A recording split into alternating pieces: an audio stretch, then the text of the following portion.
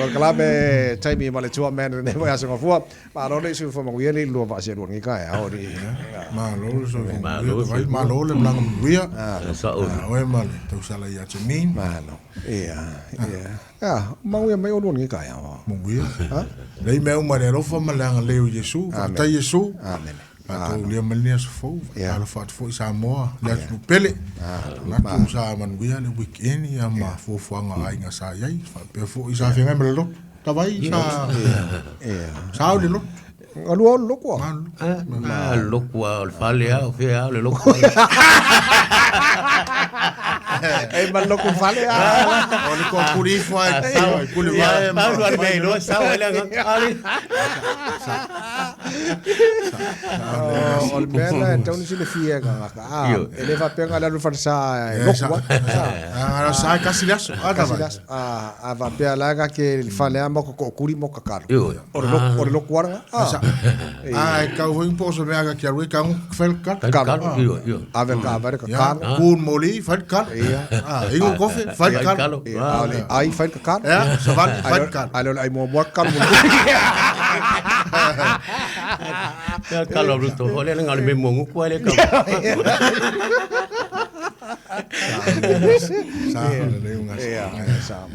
Mano. Se o fa kai di ka ko fe ro e di ka o di. Ma sa moto va. So le ai beautiful as always. Ma maka ko nga luenga. Ma lo la vale. Fo ngai no la ko ngoi fo nga fo tato ma lo male. Male familia ngare uns frutos sak o lo ale e kasi be ko ka usanga le fa amngui ai ka ko sfullo mas sfullo ele sfullo to usanga al me ka wan ko ka usanga ai lo pe ke wo ye ke wo ko ka usanga ai sfullo mas ngale fa sfullo mas fi fiangole ya nga de ko mo si song sfullo usanga ma de ko mo le o ma kwa lo fa mena o do lang ka ko kan mo ga ba so la ma kan mo o ma mo kwa ma ki fa kasi se mangu ma tini mo kwa le nganga ya kingo nga ya ma ga sa mo le o fo o le puki o ka o le si amor pop ai so le mo ko ai le se wala valanga le se pangar ka mo ai sa lang va kipo oi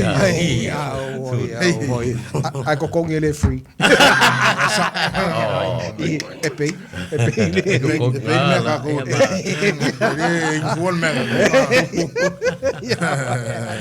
ya le atu e ko lu fo anga ya ma ko round ski o le ya le o ma ko penga ni ja ya fo ya la tatu fa solo o la tatu fa solo o le mato round number 1 le nei o la matel proclame ai ya wa taito o te tau na matel dato bongra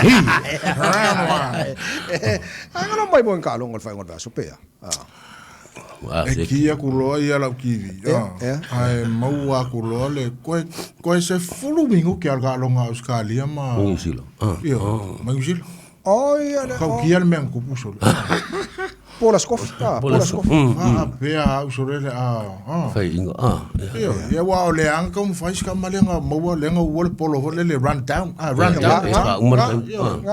ia ko ko vola ese foi longa pola folia ora ka longa la va peta vai maus e faz singa fai ka la va pe ora es fulu ngor si au es fulu lima si au sa dei ko va ka ko jara o Oscar ira pa le ka fa pe ai se por la capiro camala ya la sa o polo ale ki ai ka ko mala ka aro le ko polo ko ka fio fil polo me la nga mo ko ka maudi ko malo no ora ila ka longo fa longo ila so so ayo que lo la pe ma ka fa ma vai le o ko kele ka Oscar bu fe kai ya kala ka mus ka fi so ale ki esa ya la mo sa ka mo fa ya ko mo sa fo nga ya me ko kia por la ACBP ka fa Ngo mau foi. Ko kere lo foli lo lang. Fa mai sa ole fa lo foli ngo fa. Ele se fa ngo lo foli sa ole le fa ngo lo foli. Ia wanga fa lo pe fa kolu pe fa fa fa lo foli. Fa ma la mai. Fa kolu le ngo fa ka oi fa. Kick the ball. Kick the ball. Ia ranga. Ka harus yes. Wale pe mo le se ke mi ko ka lo fo. Pe wan ela skonga ilo la songi. Fai wan songi. Ada la fai ba inga ko malai. Sol ma ya. Fai ba inga ko malai. Wa ka lo ka ko. Ia. E mo ka ko fa ko le ile ngo. Awong e ko uminga u. Ia. Ela que ese la furi la furi. Ali. Ya. Sa ona. Ma ya na. Lele. Bali sa along lua lenga mai mo nga so ka along fo le fa ka ko le youth me pelengamba. Pelengamba. Ya, sekia. Mai fa ko pelengamba. Oh, okay. Usa ka fa ka se fo ko kamiki fo Iya. Mai along Ya, mo lo fo kalima wale va vai pe sai. Ali ka ko wo fa ka ile fa ka kon bapula. O wo fa ka ko pe la fi ba bapu ko. Ngala. Enge mai dum. Iya, si sengala. Pelengamba pure fa ilung lo lak. Pe ya sa u fo le. Okay. Iya. Laki la ia wala ko plenga apa ka ko Samoa pika ke ka ko fa la fila ka la ka mapu vole ko se ma ia pe la fia e fanga ka se sa la vea ele le voila la zone non da vai ba was le voila me le usui le ki ro usui le o le se skopu ngala sa ko puso ma ya wa me sa ye e ka se ko pu ba le pe mo ka mga wale le buki ma la kura fongo ya mai fo o kele fo mai ko me ki o mfai no na fa alo la ko kai mai sek paula nga lo sa ma paula fo ko ngale fie fai vai awa ko ona o awol pe ba po ai ola se ko wala ako fa pele nga mapua sa ole ia wal be nga ole mo ngilo ya gi sole ku ya ko ka ma ya la ako pele mapu mo bo ai de ya la sa gangwal mo la sa ola ia okay le ya ole manto ta mo sanga bo na ai ma manto ta mo sanga lona lua. Ladies and gentlemen, this is round number 2. Ua whatonine ia o wherwhani, ua ti tau na mata tatou tamsanga lona lua. Round 2. Ngalo awa ingisio por kalen fo el community sa fai pe. Ya, wala ulia ma o wasa. Ya si singa fo I mautanga sa ngase. Tau sa matua. Kai wesmia. Ya kele sa usoi ma pese. Ol fen kara ile usunga ka pese. Pero mai kau lo matua matoi. E ka uso lo mai tole. Uso nga pese. Mai soli. Mai pese mo. Ka uso ako mai se nga uso la ya sole pese. La nga ole fa ka sa ka sel fa ulo kwale fa. Ole me haga sa wol. Kele aba ko ko ka sel fa. Iya ka sel fa. Iya. Era na sa ia. Fa ta ua na ta wana fa ta to Taimi.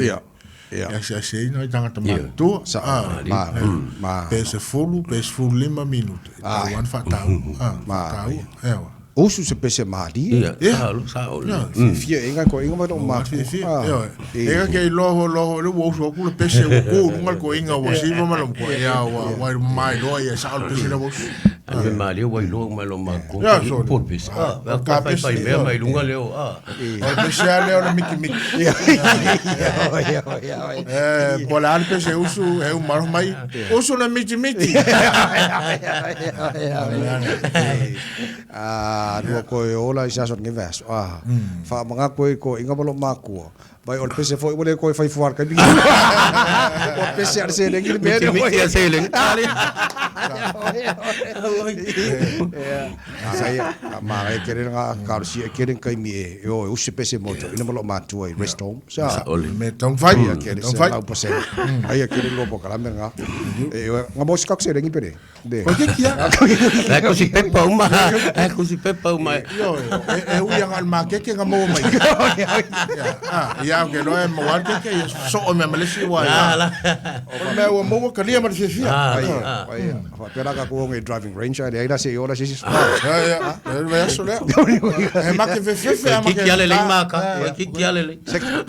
sek ya le alo fa nai to ina manai tama fo ifa fo mal tan pra nei tai ha ya nai tina ma lo lava le fa fo mal nei tai ha ya on ma ko round would bully le fa mod mole round number 3 e o fa tonu nei ya o am jonai fa umal jato program round 3 ya nga kal ngo mangisio tamari fo la tunu e la ko pisingisi ya na ya ile le amano na fai no tan no atul sunga ya fiso por amosa electrical yes ole wingala ngala inga ufika la ngoi ongal tulanga le ko kele ka ko kanga ka fo ie mana mia le mala mai le el kise ya to telefoni sio tato wala ve sa tulanga le pa pe me fai ngofie fo ie simple things e pa lo moli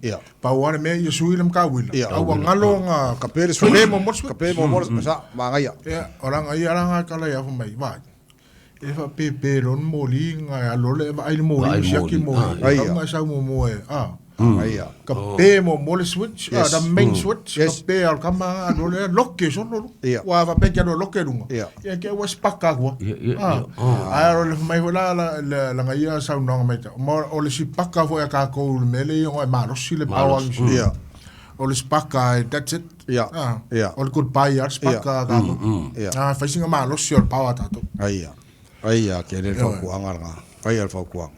Ana foto e fa pena la malesunga ya rate o ia le masani na matu to mai fo ia au la vale ya e fa ia na project fo ia e au automati al fainga ka vale fa le sifresia sole o le mana ia la o la na ia tilo o lo wa ko kele ko Samoa le o enkalesi kalesi fo le e wa ko Kau fai a vela ko mo mai ki fo e su e me ka vale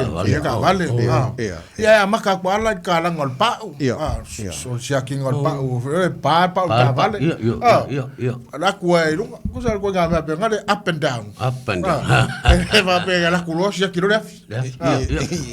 ngol pa ko sia ki mai dingi fa malama maka ko al fu ngol ka vale Fai ai loa fai ya bas pa wal me ke popole ka nga leng singia vai ka kavan ai lo ko ngang singia vona kala ese da fio duas fuli mo ya ngaki lai ai o ko fa pile ya malama wa ko ngaki lai de fa pile lo la po fela o ngaki ko no le si fo i kala ngoma fo si uso le ya e fo i si fo i la un singia e de tu langa fa pe ka fa lang ai la ku lang fo le mai lo ka vale le meleng fa ese se me o fai el vaenga vole fa le anga lo ka vale pe ko fa aso ka kwana kwana ila kula pe ti lo le ai e ta un ta mai tu le tu lang fa pena ma ya la popo ma ya le fa tuanga fo ya le lau poseng ma ngai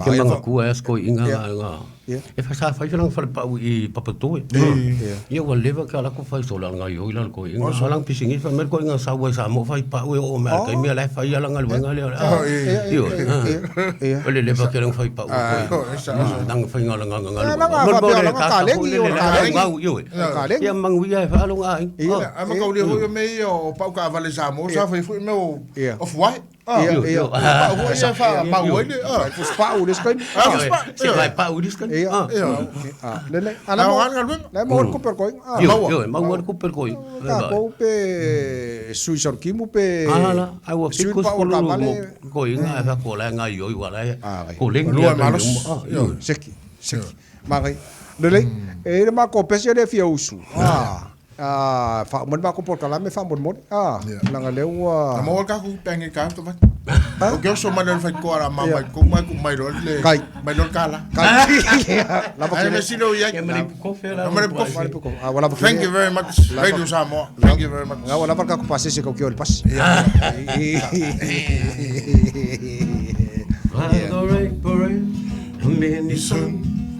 How many sons that Father Abraham? I am one of them, and so are you. So let's just praise the Lord. Abaramatama, Manufano, Eto Ateleno, no. Oh, for lazy, for lazy. Father Abraham, how many sons? How many sons of Father Abraham? I am one of them, and so are you. So let's just praise the Lord. Away, Tafia, Miti,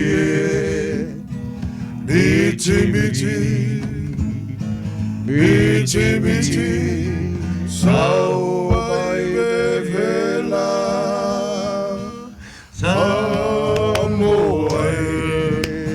Tafa Bailena, Leoletino, Oleanga,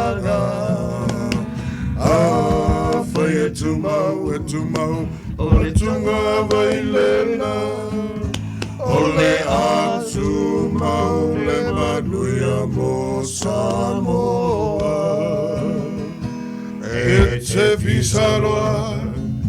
Ete Pisaloa, Mateni. Hey. Love you, Jonai. Yes, sir. Love you, Samoa.